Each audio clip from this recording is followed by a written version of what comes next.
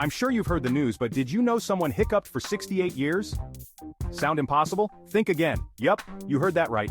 Charles Osborne started hiccuping in 1922 and didn't stop until 1990. That's over 430 million hiccups. He tried everything from medical treatments to home remedies.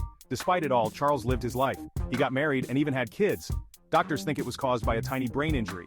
Imagine hiccuping through every meal, every conversation, and even while sleeping. But Charles never let it get him down. He became a local legend and even appeared on TV. So next time you have the hiccups, remember Charles and his incredible story. It could always be worse, right? Don't forget to like and subscribe for more amazing facts.